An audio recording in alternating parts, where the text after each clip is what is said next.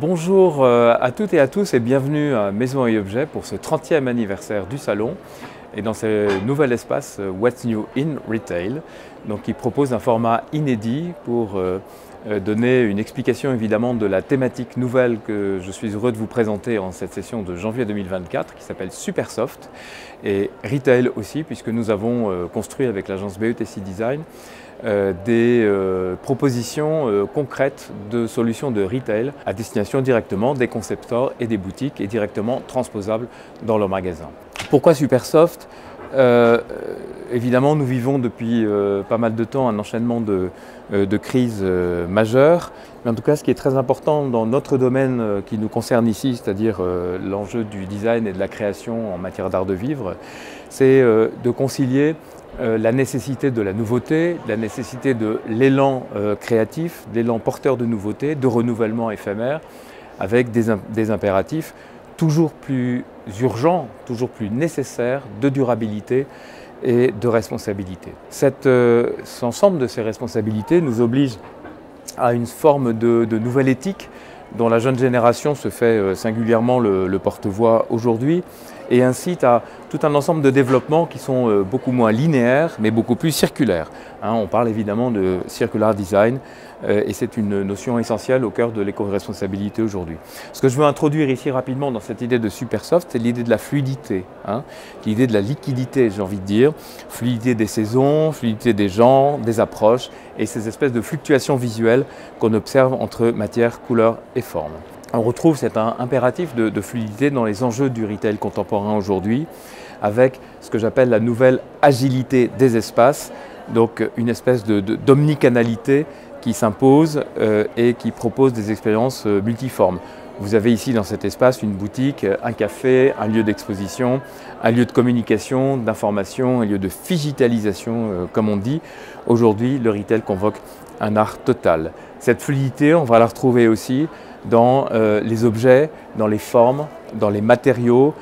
J'ai envie de dire que les catégories traditionnelles se font moins tranchées, elles s'effacent, elles se font moins radicales, les frontières s'ouvrent et la création conjugue donc trois éléments essentiels aujourd'hui que j'essaie de connecter avec les objets, c'est-à-dire une forme de brutalisme. Ce que j'appelle le brutalisme, c'est l'économie de moyens dans la mise en œuvre d'un matériau, c'est-à-dire que le designer, le créateur, il va juste intervenir au minimum sur le matériau, de façon aussi à être dans une démarche d'économie d'énergie, d'économie de moyens par exemple.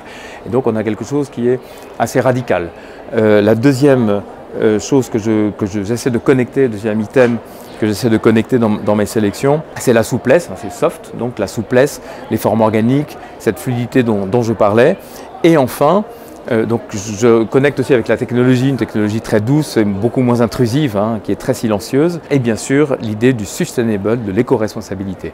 Donc ce sont ces trois choses ici qui s'entremêlent finalement, qui se répondent entre elles, brutalisme, éco-responsabilité et forme souple. Je voudrais parler de trois tendances majeures en retail aujourd'hui que nous avons identifiées. La première, c'est ce que j'appelle le retailtainment, donc la contraction entre retail et entertainment. Donc c'est la surenchère visuelle, technologique, la digitalisation partout, la réalité augmentée qu'on met partout.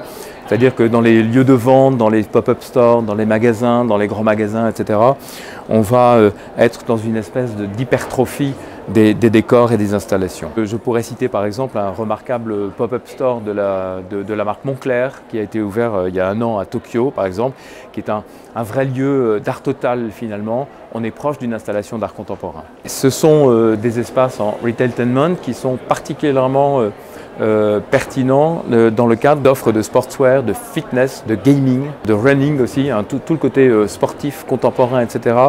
Et ce sont des espèces de playgrounds, ce sont des parcs d'attractions, ce sont des lieux ludiques où le retail est vraiment expérientiel.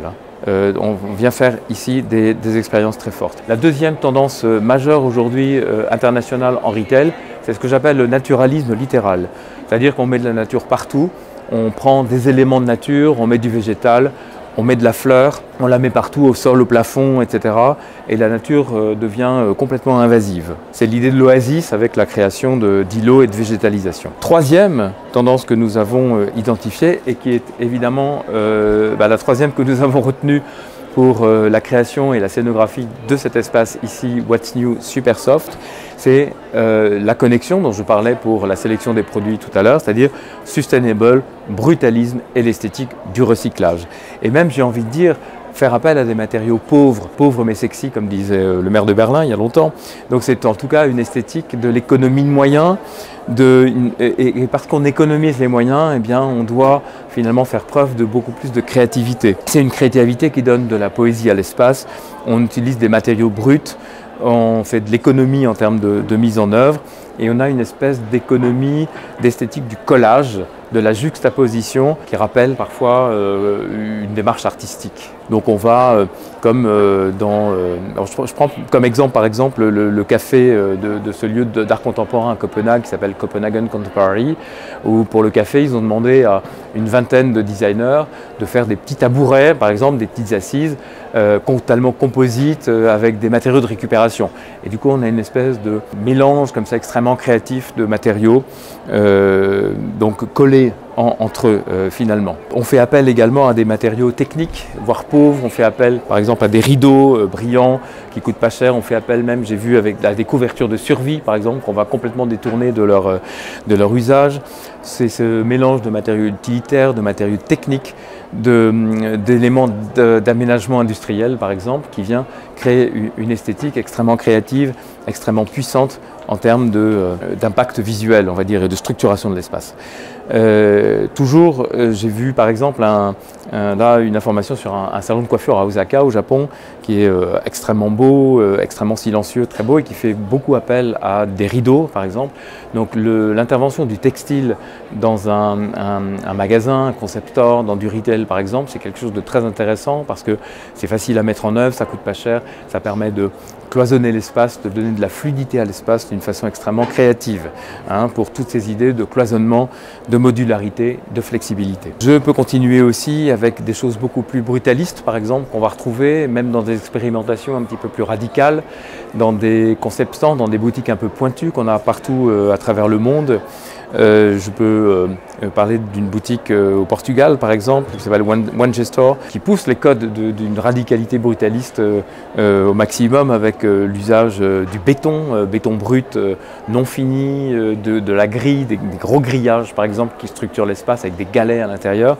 Donc on est là vraiment pour créer une atmosphère extrêmement puissante. On a bien sûr aussi toujours dans cette idée de tendance majeure en termes d'inspiration aujourd'hui autour de ces idées de sustainable, brutalisme, esthétique du recyclage. Toute cette esthétique qui n'est pas nouvelle mais qu'on voit beaucoup aujourd'hui sur des lieux où on a tout enlevé finalement, on garde le mur d'origine, on a enlevé les cloisons, ça s'appelle la destruction créatrice, qui est un vieux thème philosophique aujourd'hui, pour retrouver cette espèce d'écriture radicale du détruit créatif qui répond souvent aux valeurs de la marque bien sûr. Et là je cite par exemple le flagship de Veja, la marque Veja de chaussures, donc sustainable. Donc souvent en termes de communication de marque, évidemment, c'est une esthétique qui s'y prête particulièrement. Je peux citer encore dans ces sources majeures d'inspiration en termes de retail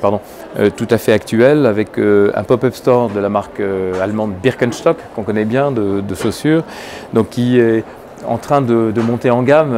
Quand on se souvient des boutiques Birkenstock il y a quelques années, avec cette esthétique minimale, voire très technique, etc.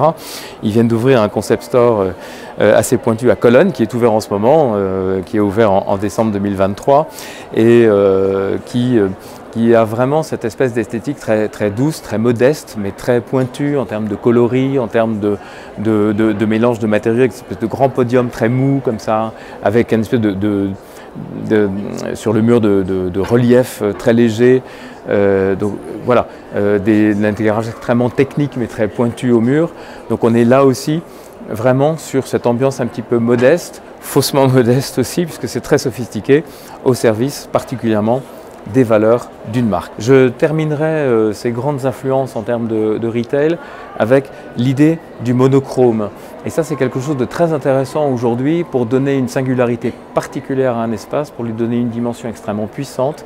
C'est de plonger l'espace entièrement dans la couleur, dans une même couleur. Et cette idée du monochrome qui vient vraiment donner de l'unité, mais en même temps structurer l'espace. Et quand on mélange l'idée du monochrome avec la structuration de l'espace, et notamment avec la lumière, on obtient quelque chose d'extrêmement puissant en termes de visibilité. Je pourrais citer au Japon, à Osaka, la marque MID par exemple, qui est très pointue, et surtout le café du concept store Moco à Barcelone, qui est fait par l'agence Six and Five. Et là, on est vraiment plongé dans une espèce d'atmosphère extrêmement douce, extrêmement organique, avec des espèces de roses, de gamme de roses très pâles comme ça, avec des lumières très douces et tout un ensemble de formes très organiques. Alors si je viens maintenant parler concrètement des produits ici que nous avons mis en vedette, ce que je remarque en tout cas, c'est que nous avons mis l'accent sur des vraies solutions très concrètes pour des objets du quotidien qui ont vraiment un engagement éco-responsable affirmé. Je suis en train de noter que de plus en plus aujourd'hui, les produits éco-responsables sont en train de redéfinir leur propre esthétique.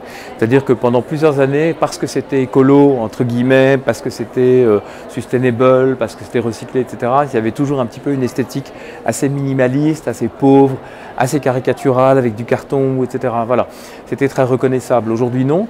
Ce sont des produits qui cochent toutes les cases de l'éco-responsabilité et de l'engagement, mais en plus deviennent sexy, j'ai envie de dire, c'est-à-dire qu'ils deviennent jolis, ils deviennent bien faits, etc. Et ça, c'est une nouveauté vraiment intéressante. Et ce sont aussi des innovations très concrètes au service du quotidien. Je citerai les objets de Emerald Fresh par exemple. Vous connaissez tous la lessive liquide pour faire laver son linge à la maison. Donc là, ce sont des gens qui proposent des laundry sheets, c'est-à-dire des petits morceaux de papier biodégradables entièrement, qu'on glisse dans son lave-linge et qui sont entièrement biodégradables. Donc c'est un geste beaucoup plus minimaliste, beaucoup plus éco-responsable. Il n'y a pas la bouteille en plastique, tout ça c'est du carton, c'est extrêmement malin. Je pourrais citer la nouvelle enceinte donc speaker de Absolument, qui est présent à Maison Objet ici, qui est uniquement à base de bois recyclé, d'aluminium recyclé et tous les composants, en plus une qualité sonore absolument exceptionnelle, donc que j'invite à découvrir. Et tous les composants électroniques à l'intérieur ont été soigneusement sélectionnés et ils disent en slogan que c'est réparable pendant 100 ans. En tout cas, c'est très intéressant tout ça parce qu'on est vraiment là dans une écologie, une éco-responsabilité non pas expérimentale mais profondément ancrée dans le quotidien et dans des objets utiles. Je vois également l'apparition de plus en plus de boîtes de rangement par exemple, on sort du plexiglas, on sort de tout ça, etc. Et qui commencent à être moulées par exemple uniquement avec des fibres recyclées et qui sont extrêmement en plus très utilitaires et en plus qui sont très belles. Donc c'est tous ces objets là on va dire qu'on peut montrer ici. Je pourrais citer aussi les casques de vélo de la marque japonaise Chelmet par exemple, qui sont faits uniquement avec des coquilles Saint-Jacques.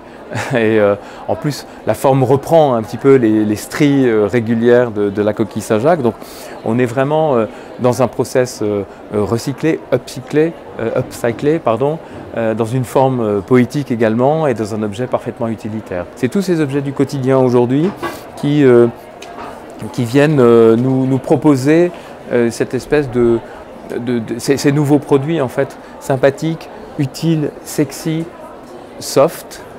Pour essayer très concrètement d'imaginer, allez, on va dire un monde meilleur, on n'a pas peur des mots. Merci à vous.